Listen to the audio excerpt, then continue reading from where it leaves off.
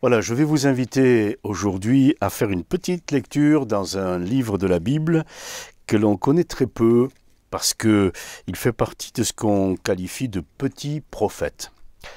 Alors, il faut comprendre simplement que les petits prophètes, c'est pas qu'ils étaient petits de taille, c'est simplement que, il y a 3 chapitres qui concernent le prophète dont on va parler. Et les autres grands prophètes comme Ésaïe ou Jérémie, il y a des dizaines de chapitres. C'est toute la différence, c'est donc le nombre de chapitres. Et c'est Sophonie. Peut-être que vous n'avez jamais entendu ce prénom ou parler de ce livre de la Bible, Sophonie. Son nom est un joli nom, il signifie « Dieu protège ». Et j'ai trouvé quelques versets que je vais qualifier un petit peu de textes fondateurs. Dans tout ce qui est important, par exemple, les droits de l'homme et du citoyen, il y a des textes fondateurs. La Constitution des États-Unis d'Amérique, il y a des textes fondateurs. Je vais me permettre de comparer ce matin la Bible à un texte fondateur. Et je vous fais la lecture. L'Éternel est au milieu de toi, tu n'as plus de malheur à éprouver. L'Éternel ton Dieu est au milieu de toi comme un héros qui sauve, il fera de toi sa plus grande joie. Il gardera le silence dans son amour, il aura pour toi des transports d'allégresse. On pourrait considérer cela comme le texte fondateur de l'amour, c'est-à-dire Dieu a établi par écrit ce qui doit être le fondement de notre vie, et l'amour est le fondement de notre vie, et cela vient de lui. Le texte fondateur donc de la foi chrétienne se trouve dans la Bible, c'est la Bible. Le texte fondateur des États-Unis d'Amérique, c'est la Déclaration d'indépendance qui a établi les droits fondamentaux de ces États qui se sont réunis à ce moment-là.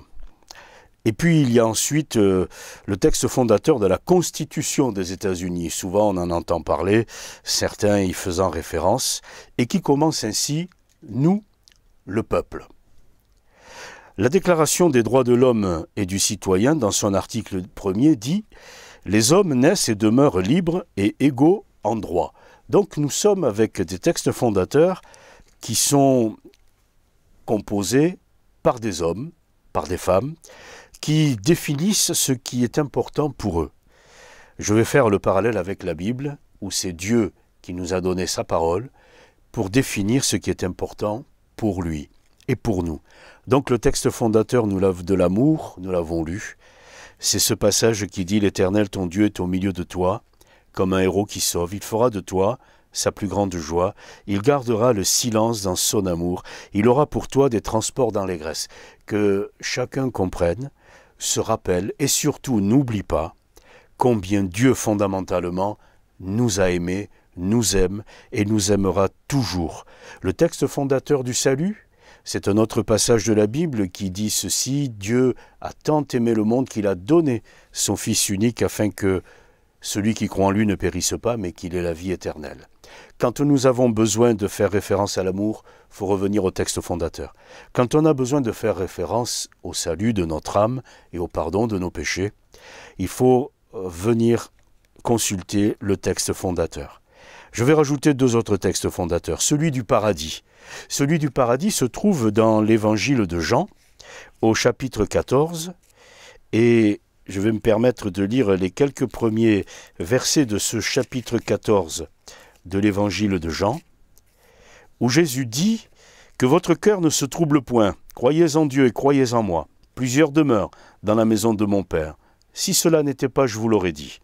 Je vais vous préparer une place, et lorsque je m'en serai allé, que je vous aurai préparé une place, je reviendrai, je vous prendrai avec moi, afin que là où je suis, vous y soyez aussi.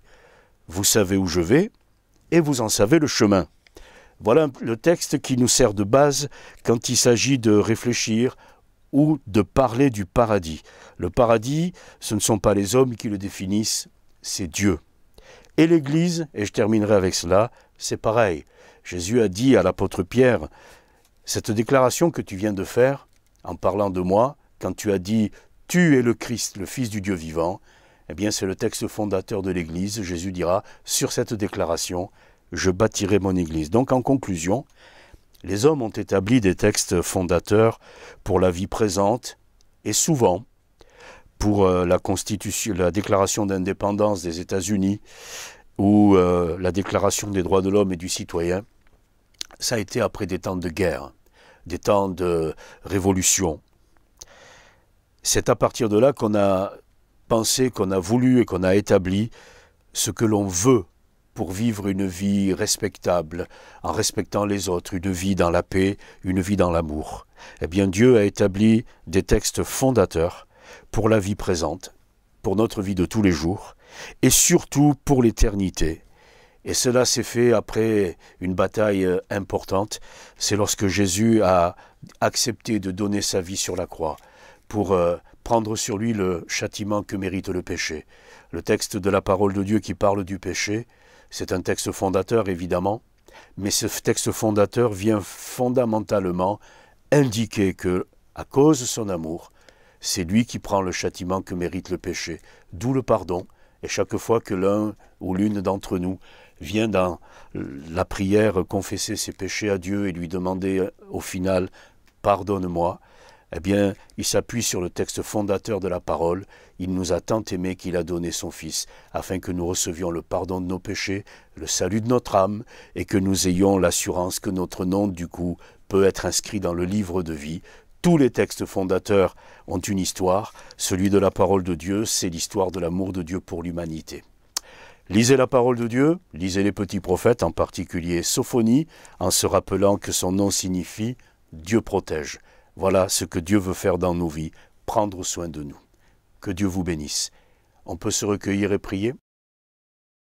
Je te remercie, Seigneur, parce que tu nous as permis, au travers de ta parole, de réaliser ce que est la vérité.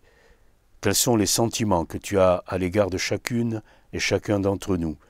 Et plus que des sentiments, quelle œuvre tu as réalisée pour que le péché soit pardonné, pour que la prière soit exaucée, pour que l'éternité soit ouverte et pour qu'il y ait une place pour les uns et les autres dans ta maison.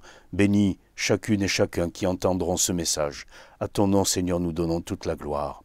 Amen.